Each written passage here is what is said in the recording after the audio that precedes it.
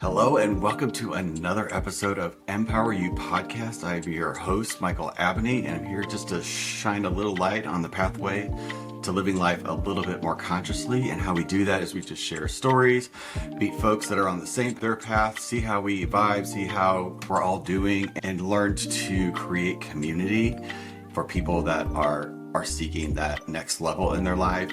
And we're here today to just power you up. So I hope you're ready, because I am so excited to introduce my guest today. And Charles Logan here you're in Sarasota, Florida, correct? That's correct.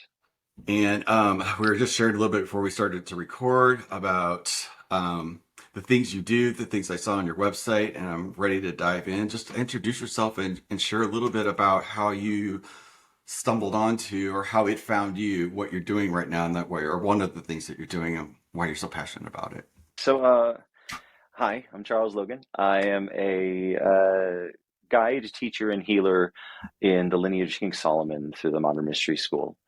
And essentially, the reason that I do pretty much everything that I do at this point is that there was a point not that long ago, about 6-7 years, maybe a little more, where my life was a wreck and I wasn't doing well. And I was becoming more and more aware of the fact that if I didn't do something, that I wasn't going to be around much longer. Not necessarily intentionally, but that also doesn't mean I wasn't killing myself any less either. And that started me on a spiritual path, which I always say, kind of took the nosedive that I was on and made it a little bit less dramatic. Like somebody took the wheel right at the end before it's getting ready to crash, right? It at least kept me from going quite so downhill so fast. But that didn't really fully fix it yet. And I was still seeking and searching for something to take me onto the uphill side of things. And through years of looking in many different places and different teachers and different modalities and different schools, training and all these different things, I eventually came across the King Solomon lineage and what's now called the Modern Mystery School, which is the modern day business that has allowed the lineage that's been around for 3,000 years and even longer, going back with the Hermetic teachings, to now operate in the public. Because the mystery schools always used to be closed. Like they were secret, they were invitation only.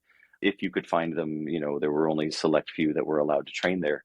But 20 years ago, our lineage, the North American lineage, opened to the public, and now these teachings are available for everyone.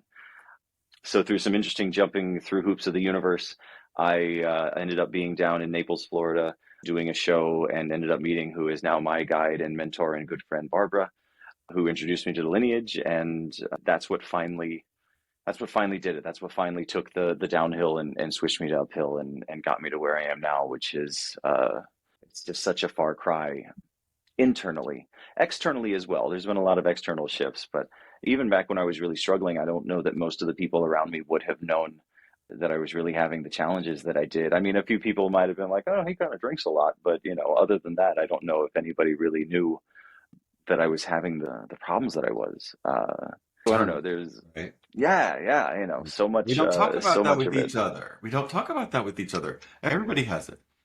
Even when stuff is going really, really well, it's still going on in that background. Yeah. So it's like I love creating the space to share that we're all these things that were really kind of similar. It's not distinct. Now, however, Yeah. I thought I was the only one on the planet that was like experiencing those things, and I just never even occurred to me that somebody else would have been pretending too, because I just thought everybody had like such perfect, cookie cutter little lives, and we tend to think that everybody else is doing great, and if they're not doing great, then they're just not going to care about my problems anyway. So yeah. And especially as men, we tend to not really express our feelings and our emotions outwardly, and we just push it aside because it gets in the way of us getting things done, which is our main focus and task in the world, is to get things done. And those pesky emotions, they're just getting in the way all the time. So get out of here, Long before I discovered that those emotions were really just energy and motion. Everything was energy, and like whatever it is, we all discover our own. Somehow the universe has got guardrails on us, thank God, that can like shift us to exactly where we're going to be. But I love words, I love language, I love I'm so interested just by what you said earlier when you're introducing yourself and you were talking about that. You have to forgive me though. I don't know any of those words or what they mean. Oh, it's Like, okay. so share with me a little bit like a lineage, or you like, Mm, I really am interested in learning what's underneath the hood of that. So I'm an energy guy. I see energy.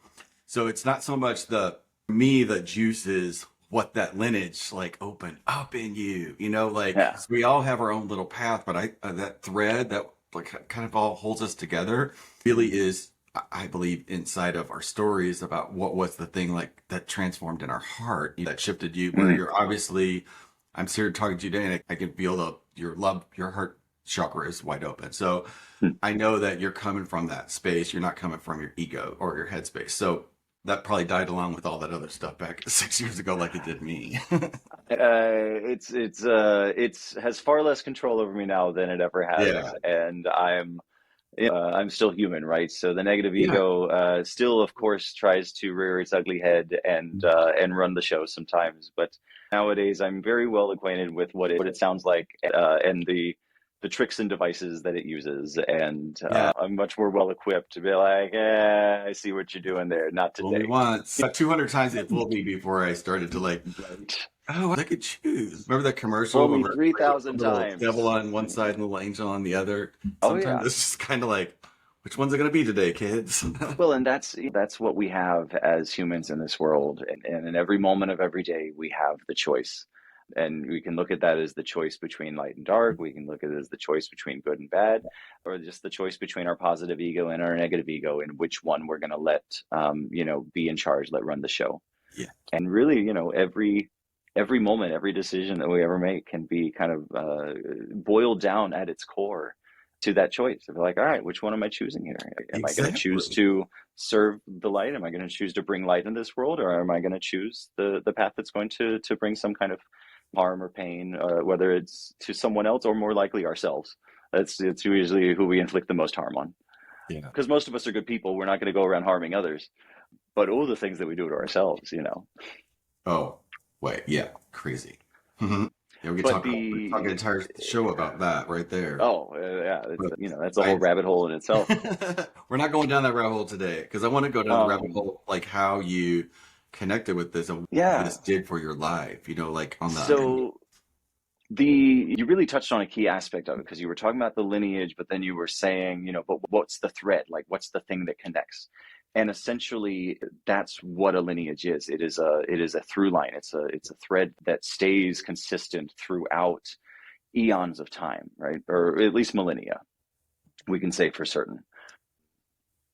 So when we say the lineage of King Solomon, it means that the teachings that we're handing down are the teachings that have been developed in King Solomon's temple at his time. Now, some of them he inherited from the original Hermetic teachings, some of them he inherited from the ancient Egyptian mystery schools. There were other things that came before him, but he really consolidated everything and put it into the form and structure that we use today.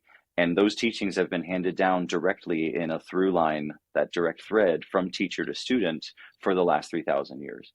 So it's an oral tradition that is handed down in person in very specific ways Mhm. to allow the flow of the energy to stay intact, and the pathways for the light to come in and do what it needs to do are so well established that as long as you follow the recipe, so to speak, then the energy comes in and it knows exactly where it needs to go, exactly what it needs to do. I And know for it's hard me, to that talk about was the hows. I know it's kind of hard to talk about the hows, yeah. but what about the wow? Like, what about the how when that started to happen? Like, what was the thing in your life that you first started to notice? Like, hey, I'm doing this thing, and all of a sudden, these things out here are starting to pop when they never were popping before, right? It's interesting because I tend to be very focused on whatever I'm doing at the time. And so it's surprising given who I am and what I do now and all of that. But I often joke that I'm a little bit dense, and I force my guides and my higher self to wield energetic 2x4s to get me to actually pay attention, because I'm just so focused on what I'm doing, right? I'm not Mhm. always necessarily looking around. But I started on this path. I received some of the healings and I started doing some of the work uh, for reasons that I don't know if I can honestly tell you. I just know that I was seeking, and I felt like I had found it when I found this. And there were even a first few steps that I took because I was so excited about the possibility that this school and this lineage were what I was hoping it would be. But I had been excited about other things in the past before that, and they had disappointed me in some form or another. I either came across one part of the teaching that I felt wasn't in alignment, or there was some aspect of it that didn't agree with me. I always found some aspect like, I don't know, like, oh, I thought this was the thing, but it's not working. It's not vibing right for me. And so a few of the steps that I took in the beginning, I really took because I wanted to get deep enough in so I could find out it was all nonsense, get disappointed, and then move on about my business. Um, Okay. Looking back on it, I think it was my higher self kind of pulling the strings, but using my negative ego as the puppet to dictate it.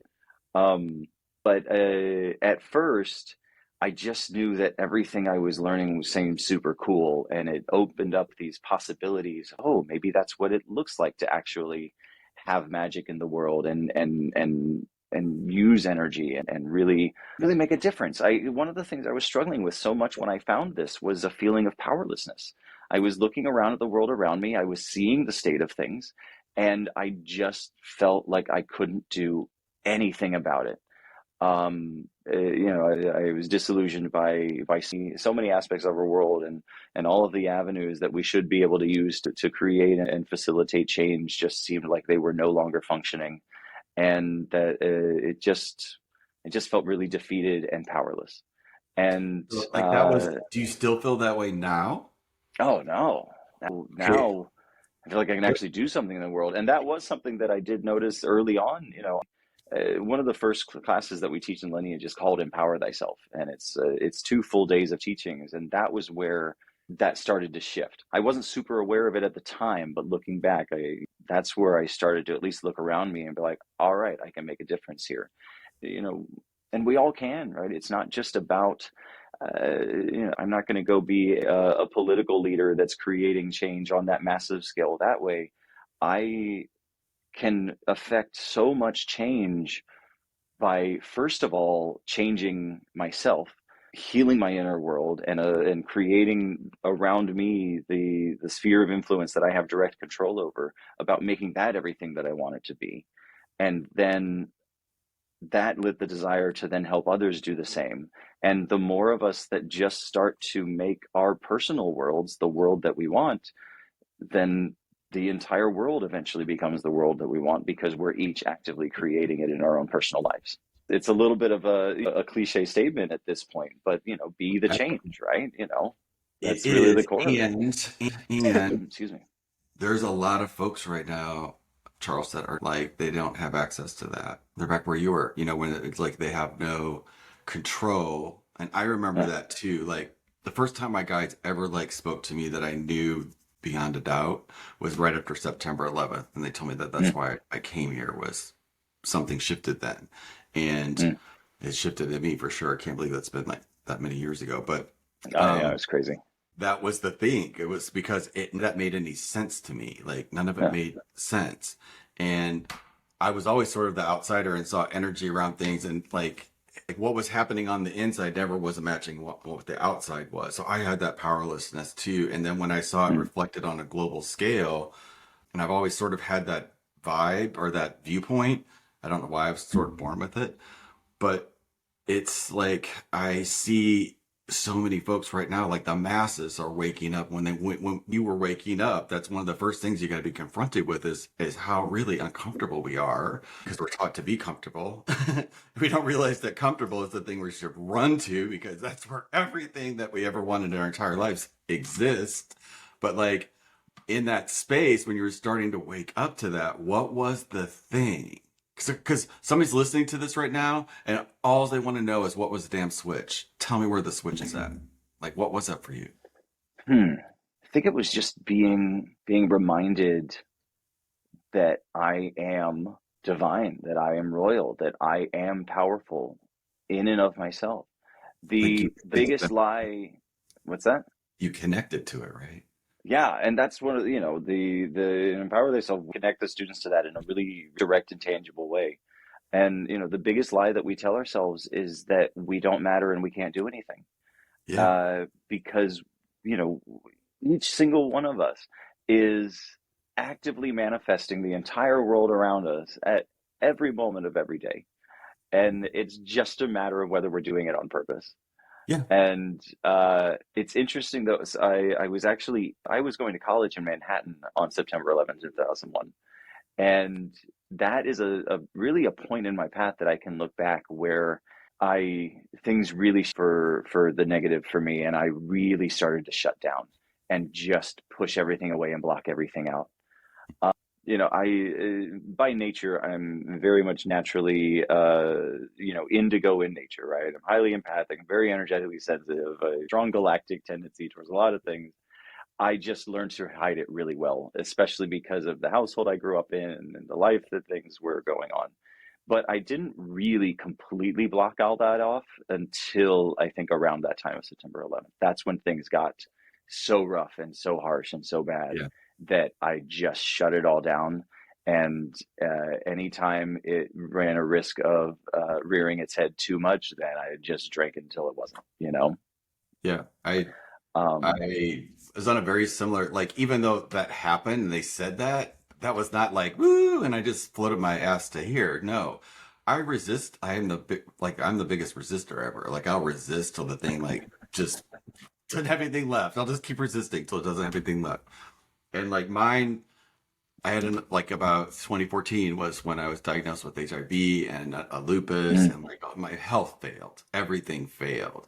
And but that was like it took away a lot of ego, and it made me focus on health, which I became really healthy. Like nothing wrong with me now.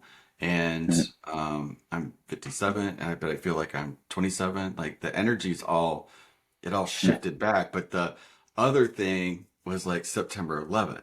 I'm not September 11th, but the like COVID, the pandemic. mm, yeah. That that was like, Michael, you can, because I was a real estate broker, and it was Mm, comfortable, really comfortable until it wasn't. And then I was like, I've had this oh shit moment for like a couple of years. Like I know I can't go back to that, even though it still exists, life. But all I want to do is, they were like, you're supposed to be teaching. You're supposed to be teaching. You're supposed to be, there's something. Yeah, just, there was this pull. I know you feel that exactly what I'm talking about. So it's like that took over and I just couldn't, it went on for about a year, but then at the end of 2021 is when I had a thing in the hospital where my heart stopped and I died. oh no. And when Mm, I came out of that, that's when it was like I had to surrender.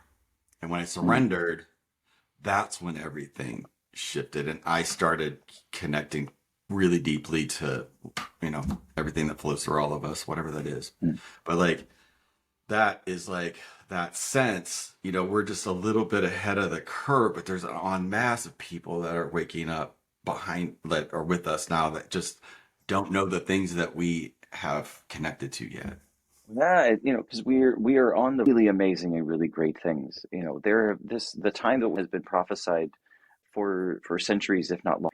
And in the mystery school we call it Shambhala, but the New Age, the Age of Aquarius, the Golden Yuga, World Peace, whatever you want to call it, it's all different names for the same thing, and that is the next phase of our evolution, the next stage of our world. And the rays of Shambhala anchored about a year and a half ago on September 21st, 2021. And so what we're seeing now are the people waking up, right? And we're seeing that ascension energy start to gain momentum. Unfortunately, as light comes in, it's starting to shine on all the things that we still need to clear up, that we don't want to take into Shambhala with us, that aren't going to help Won't take peace, with. right? Yeah, they're not going to work. And that's also why, so many started a while ago, but now especially, so many young people are being born highly energetically sensitive, highly empathic, what we would call indigos, and the purpose for an indigo is to create Shambhala, because in Shambhala we need to be able to recognize, work with, and manipulate the subtle energies of the world around us to do what needs to be done there. And we also need this high level of empathy, because if I feel the pain that I'm causing you as I'm causing it, I'm going to stop causing it pretty quickly. That and more than just like, we don't always want to do anything just because that, there's like, right?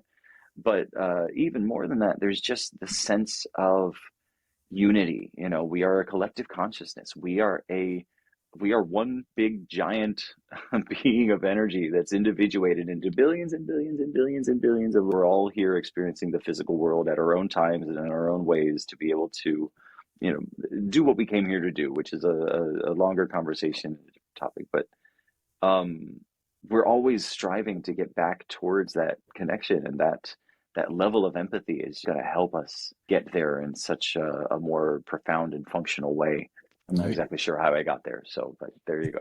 It's even talking about the part of the journey, when you start to wake up, I was extremely angry. I was extremely didn't know how to deal with all of those things because, what I was depressed. Yep. There were things that I'd suppressed and depressed that were in my body, and that's where we resign, and we just accept that. But when we start coming out of that, what feels better than depression is being pissed off, but you can't stay there, right? Like, so we gotta shift through those emotional scales like an octave, a song, and just keep getting till we can get a little whiff of hope, and then we're going somewhere. And it's hard because especially once we start to be more aware and you start to look around and you start to actually take an active role in making your life better and making the world better, that's when it's the most dangerous time for our spiritual arrogance to kick in, and for us to start looking around and be like, well, I'm working on changing the world today, what are you doing?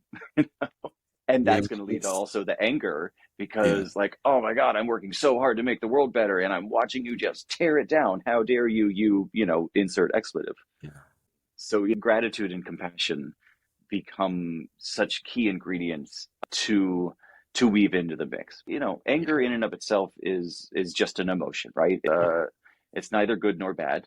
There is a time when righteous anger can give us the fuel and the fire that we need to get something done, right? It's just, you don't want it distorted, and we don't want to hold on to it, right? You gotta, we need to find a healthy outlet for it, healthy expression of it, because otherwise it's just going to get lodged into the subconscious to come back and bite us in the behind later on. But the more we have for others, and the fact that no idea, and it is impossible for me to know how hard someone else is trying to do anything that they're doing. And I can certainly look at anybody in the world and say, oh, you could be doing better.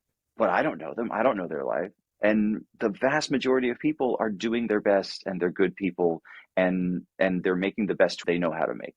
Now, we can argue all day long about, how misguided those choices might be.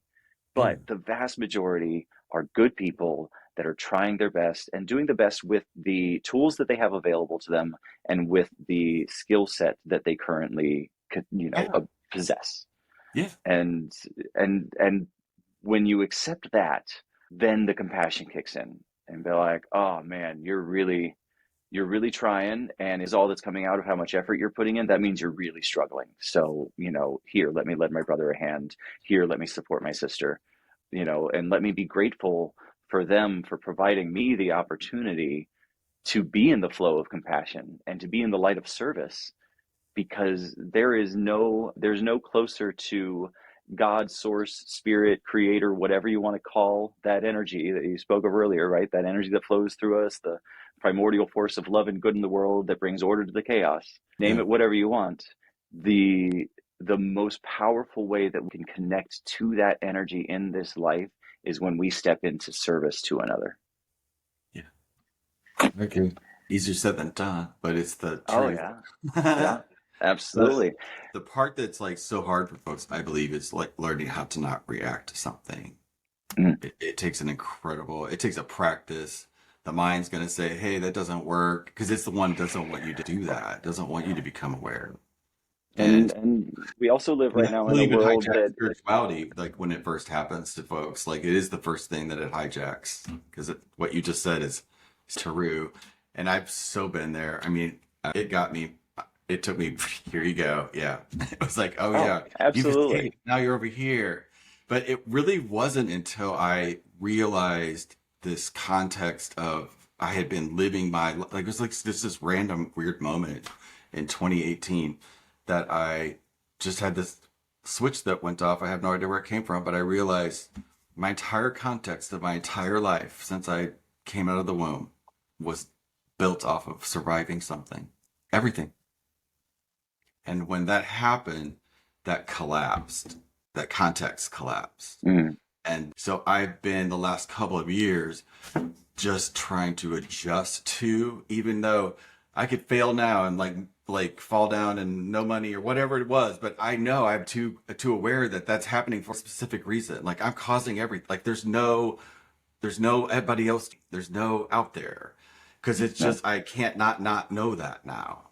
But at the same time, I realize there's not a lot of folks walking around the planet that know that yet, or but I know that that's where we're all kind of going. There aren't yet, but we're getting more and more, every day.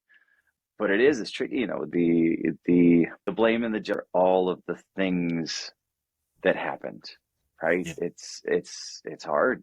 And it always sounds hokey to back to these things because they're basic, but they're so foundational. But the gratitude and love and compassion then become, the diffuser, right? That makes all of it dissipate, because the love part comes with the self, right? We have to have love of the self. And when we truly get to the point where that is thriving and really, in full flow, then all of those other things that happened, no matter how bad they were, become just ingredients in the recipe, that made this, whatever this is that I am now, right? Yeah. And if any of those ingredients had been missing, this wouldn't be me. I'd be somebody else right now. Dang, like And nothing's wrong. Nothing's yeah, wrong. Nothing's ever wrong. and it doesn't mean that bad things don't happen and that evil things aren't done, but it's all about what we do with it afterwards, right? Even those Because things is still like our own perception. well, it depends. There are some exceptions to that. Like we don't need to talk about it here, but like for the most part, yes. Like the vast majority of things, yes. But there are certain things that happen to children that that's not part of the right. That's something else. But either way, on the other side of it, it's up to us what we do with it, and we can either there's a popular meme right now that runs around every few minutes that's we may not be responsible for the things that happen, but now as adults we are responsible for our healing and for for making sure that it doesn't affect us or others negatively. I'm paraphrasing, but you get the idea. But then so the self-love then to the gratitude of all the things that happen, and say, all right, well, I'm thankful for all of those bad things, even though they were bad at the time. And yes, there was pain and trauma that was created from it, but they'd all set the stage and provided the opportunity for me to become who I am. And I love who I am. So ultimately all is good, which then leads me to the compassion for those that I could point the finger at and blame.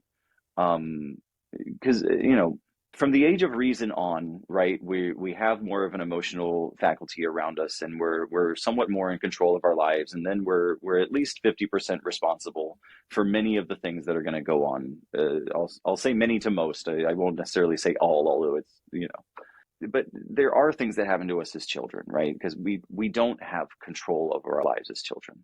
But I was And abused as a child, just so you know. I was abused as a yeah, child. So it's like I totally know. And I recently just had, I dealt with all of it from an ontological space and therapy space and all of that stuff. I dealt with all of it. But the thing that was there in my body, I didn't see till about 3 months ago. And yeah, a breathing exercise that randomly came out in a sequence of events that had just I talked about it on a couple 3 podcasts ago, mhm. but it was like that thing actually is the first one that came out with Dr. Dana, Oh, was cool. about like how I watched that leave my body, and I was able to grab that little kid that was frozen there on that bed while that lady was doing, playing with me. And like, but it's like I knew there was a little frozen piece in me that was stuck, that was scared, and I didn't Mhm. understand why. How can I be this of everything else, but yet there's this thing and I can't see, like the blinders were on. And Yeah. something about that exercise, that breathing thing, just made brought me it out. detach a little bit, and I saw it, and I was able to just somehow, like, no kid, you're coming with me. I got you from here on out. Like, you don't have to be Yeah. frozen anymore. I got you. Like, just take care of it. And like, I that it went away. That went away. Mm. It healed. It healed. It healed. It healed. I had no idea that that was even like part of the thing. So I know what you're talking about. It is, and I had the experience where I could feel what she felt in that moment and Mm. like how her life had been because of it. But again, it happened. But my life not be, I wouldn't be where I'm at right now. And I love where I'm at right now. Yeah. I love me right now. So yeah, it's bad, but it's also, it unlocked, it was what I, my path. I was right or wrong, but I love that part of it. I know I wouldn't be that Michael today had Yeah. that thing not happened, had it not haunted me, had I not had the experiences that I had when I was a kid, like all of the things Yeah. really somehow I've been able to make peace with it. That makes sense. Well, no, and that's the And for me, that's healing. what it is. That's what we do. We take, even when it is a situation where the hand was dealt to us that we did not have a hand in dealing it, it then becomes an opportunity for us to become more and better and greater because of it, rather than Yeah. being You know what given more power than it had in the first place, right? We You know what it continue gave to. me?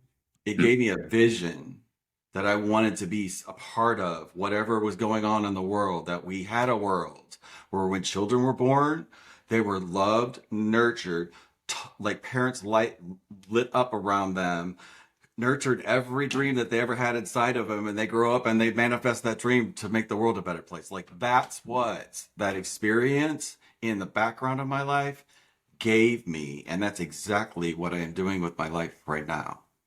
So That's yeah, it's one of the things that really that's what I drives me want. as well. Like you know, I was always a little bit of an oddball as a child, and many people didn't quite know what to do with me. We have family videos that you can watch where 20 minutes of the video go by, and then I just come wandering in from some unknown somewhere, and it just who knows what I was doing, and nobody seemed concerned. This was a completely normal thing for me to do. I was Yeah. probably off playing with fairies in the backyard. Who knows what? But it was just always odd, and I was also again highly energetically sensitive and highly empathic. So not only did I was I aware of the fact I was different, but then I was able to feel the emotions from the people around me, thinking, oh, what do we do with a little weirdo? And the amount of judgment that I just felt directed at me all the time, so not from a victim place, but I was just aware of it. I was like, oh, yep, that's me. I'm different. I don't know why or how. And some of that was energetically sensitive. Some of that because I was, I went into dance at a young age, so I was always different from all the other boys because I was going to dance class instead of sports or whatever. There were many reasons why I was, the weird little oddball that I was. But I just always felt it, and I was always aware of it. And it's something that I can still, I don't have the attachment to it anymore, but I can still feel what that feels like, and that's something that I kind of keep a little bit of a connection to because that drives me a little bit. I Yeah. want to have a world where every child, no matter how weird the little guy or girl is, that that they're just loved, accepted for exactly who and what they are, and that they don't ever have to know that confusion and judgment Yeah. and like, oh, we better help straighten this kid up, or who knows what he's going to deal with down the road. Like, no, just let him be. Just love, Love. because as children we're so much more in tune with our individuality, with our pure essence, with our core. Like, there are some things that maybe we could look at as adults where, yes, we always want to love and accept people, but maybe we want to say, I love and accept you, but, you're killing yourself. So let's maybe talk about that thing. We don't have to worry about that with them as just kids. Like, they're themselves. They're pure. Complete. Just love Yeah. them. Just love them. Like that's, yeah. Like live in a world where that's just the thing that happens. That's just the thing that happens. It's That doesn't natural. mean we don't, provide structure and boundaries and discipline and all of these things that are helpful for a person to thrive in the world. But it's all done from a place of love. It's all done from a place of acceptance. It's all done from, joy and compassion, right? It just loses all of the negatives that come with any of it. I agree. What a beautiful Yeah. conversation. This is the thing that I love. I love having conversations. I really, really do. What's your take from today? I am the worst at question anytime it's asked me about anything. I'm always happy to have a reason to someone who helps me remember why I do what I do. It's easy to get bogged down in the doing of the thing sometimes, We, because living a life in service is full of beauty and wonder and joy, and it can also be highly challenging, and it can be um, a lonesome, if not lonely path, right? It's lonely isn't the right word, but there's so much that we go through that we have to go through alone. And there's so much, internal reflection and so many things that we do in and of ourselves that, it's any chance that we can have an opportunity to come together and to remember what we're all doing. And that's Shambhala. Call it whatever you want, all the same thing, but that's what we're all working towards, is where a world where children are nourished and loved and cared for by everyone, and where not just children but all people are accepted and loved. And Shambhala doesn't mean that there's no pain and there's no heartache and there's not struggles and challenges, right? It just means that the deliberate harm of one to another, that's what goes away. We still have life, we still have loss, we still have challenges. Like, all of those things are part of our growth. They're why we're here. They help make us better humans, better beings, better kings and queens, better gods and goddesses, however you want to think of it. yeah. But the deliberate harm that, of one to another, because I am a divine being, and if I recognize that divinity in every other being, then so many of our problems just Disappear. you know Yeah. that's the old namaste, right? Which again is a little bit of a cliche thing at this point that a lot of people throw around there, in the same way that I've had some people say the words love and light to me in ways that I did not feel like they meant love and light at all. But that's what not is, right? The God, the divine essence, the royalty that is me, is within me, is recognizing that divinity and that royalty and that God essence within you. And if I recognize it within you, I recognize it within everyone. And if everyone's recognizing it within each other, then I won't venture a percentage, but a lot of our problems in the world just, Poof. Yeah. and it seems simple, but it is the beauty of it, because the greatest things are. Doesn't mean it's easy, but it is very simple. It's always uncomfortable. Always. Yeah. Always, always, always. Dig But into the sometimes those discomfort, big and things that's where the good shift your stuff is. life are the ones that happen in the blink of an eye. It Yeah. really does. The last little thing I'll leave, one of the things that I love about the mystery school and the lineage teachings, and how effective they are.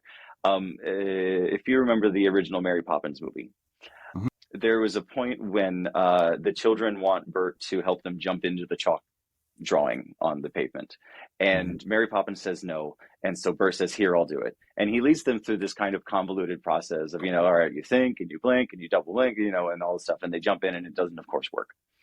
At which point Mary Poppins, heaves an exasperated sigh, rolls her eyes, walks up, grabs their hands, and says 1, 2, 3, and jumps in, and they're there, like the magic worked. And that for me has been kind of my experience with the lineage, with the cool stuff, is that you learn something and you know what it's supposed to do, but you see how simple and uncomplicated it is. It doesn't mean it's easy, right? But simple, pure, and uncomplicated. And then you're like, that can't do what it's supposed to do. But then you do, and you count to 3, and you jump in the picture, and you're there, and all of a sudden this magic has worked. And you're like, oh, well, damn. All right, then. Oh, there you go. Just takes popping the lid off of it, just a little bit. And then Yeah, just get to that core essence, the real purity of the situation, and then it's simple, but it can be very simple. Thank you for sharing your wisdom with us today. I really appreciate it, and I love Pleasure. your Thank you for having me. and if people want to know more about what you're doing and all those words that we were talking about today that you possibly didn't understand, we're gonna put some links in the description box of this below so people can read more about it and understand, because I Awesome. love it. It helps me and it expands my awareness, and I love it. I've always loved it. Always loved it. Thank you so much for sharing that with us today. Oh, you're most welcome. Thank you for having me. I really appreciate it. I'm so happy to be here, and I love being able to be with awesome people and talk about awesome things. So Yeah, I do too. That's why I do this. So that's my takeaway for today is like learn something. Like if you got somebody in your life, just start having like a deeper conversation other than like, hi, how's the weather? What's going on with your kid? That kind of stuff. mm, Just let's meet for some coffee or some tea and just get to know each other a little bit better and find out, not to pry or what's going on, but it's just like, I think when we start to connect, we'll open up and share like what's really going on with the inside of us. Because when we do, it allows it to shift and move a little bit and create more space or the new stuff that's trying to come in. So hope this inspires you to have a deeper conversation with people that you love in your life. And awesome. yeah, for Charles and me, see you on the next one. Bye bye, guys.